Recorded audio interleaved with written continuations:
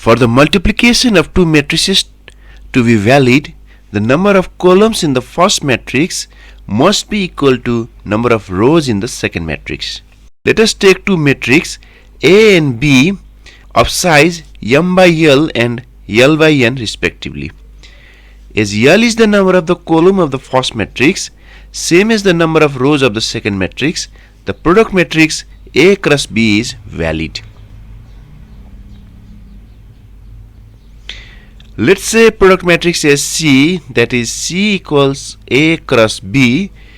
This product matrix will have rows same as the rows of the matrix A and columns same as the column of the matrix B. So C will have order m by n. To find the elements of product C, let's say we want element at position of ith row and jth column. So we'll take ith row of matrix A and jth column of matrix B and calculate sum product of these two sets. That is Cij equals Ai1 into B1j plus Ai2 into B2j plus Ai3 into B3j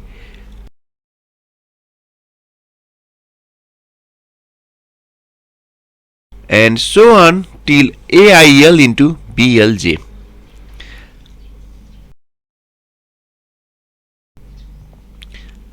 So summarizing, we get Cij is the summation of product of Aik and Bkj, where k runs from 1 to L.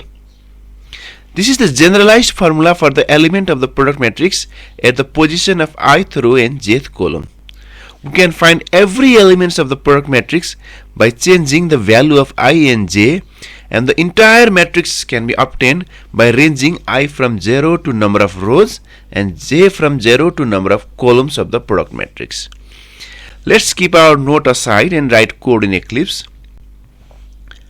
To calculate the summation, let's initialize a variable sum as 0 and create a loop that runs from 1 to L. So int sum equals 0 for int k equals 1, k less or equal to L, k plus plus. And inside the loop, we update the sum as sum is equal to sum plus these things we want to add in each iteration. So these things is sum equals sum plus mat A I k into mat B k j.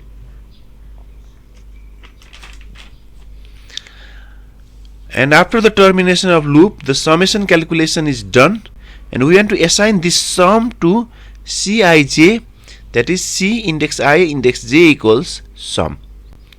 Okay, and one thing, although in our notes we range k from 1 to L, but our array index starts from 0 to 1 less than the length of the array. So we write int k equals 0, and instead of k less or equal to L, k less than L. So by this way, we calculate the specific element at ij index of the product matrix. Now to calculate all the elements of the product matrix, we run a nested loop where outer loop is controlled by I that runs from 0 to m, and inner loop is controlled by j that runs from 0 to n. So let's write for int I equals 0, I less than m is the number of row of the product matrix, and I plus plus. Inside this, for int j equals 0, j less than n is the number of column of the product matrix, j plus plus. Next, inside this loop, let's copy our code we wrote to calculate the element at ij position, and after this we are done with the logic of the matrix multiplication. Here we see that Eclipse is showing some error as we have not defined mat A, mat B, mat C, m, L and n. So let's create a method which takes two matrices as arguments, calculate the product of these matrices and return the product matrix. So let's write the method signature as public. This method will return product matrix which return type is two-dimensional array matrix multiplier, and the method will take two arguments, both are of two-dimensional array type, and let them be mat A and mat B. Inside the matrix, let's copy the code we wrote till now to calculate all the elements of the product matrix. The method will return the product matrix, so let's define mat C. Int two-dimensional array mat C equals new int, and the dimension of the product matrix is m by n. So we have defined the mat C and we'll return the mat C. Let us also define m, l and n. Is m is the number of rows of matrix A. We write int m equals to mat A dot length. In 2D array dot length gives the number of rows of the matrix, and l and n are columns of the mat A and mat B. So l equals mat A index 0 dot length, and n equals mat B index 0 dot length. So mat A index 0 dot length gives number of columns in the two-dimensional array.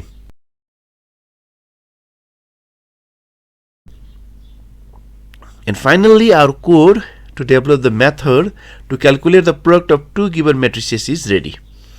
To test this code, we'll add few more methods. First method is for input of the matrix from the user. This method will take size, that is row and column of the matrix as argument, create matrix of same size, and fill the matrix with the elements as input from the user and return that matrix. To make this video short, I just pasted this method. And another method we create is to print the given matrix.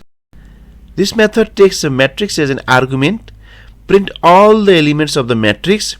Once the printing of the element at particular row is completed, we move the cursor to next line.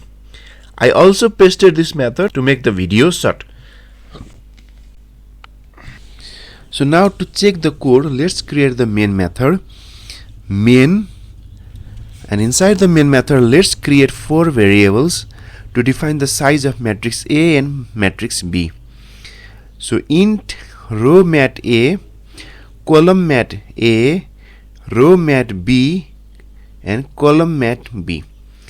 We'll also assign them values as row mat A equals 3, column mat A equals 2, row mat B equals 2, and column mat B equals 1.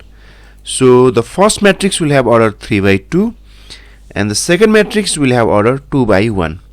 We'll also check the feasibility as if column mat A equals row mat B. So if the multiplication is feasible, we will input the elements of the both matrix. So we'll input elements of matrix A, int two-dimensional array we define, and we define mat A equals input matrix. This method we have already created, and this method takes two arguments, that is row and column. So row of mat A and column of mat A. Similarly, create another matrix, int mat B equals input matrix, row of mat B and column of mat B. So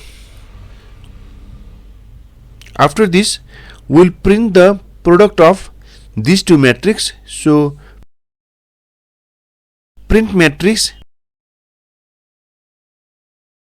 this print matrix also we have already created, and inside this we'll print matrix multiplier mat A comma mat B.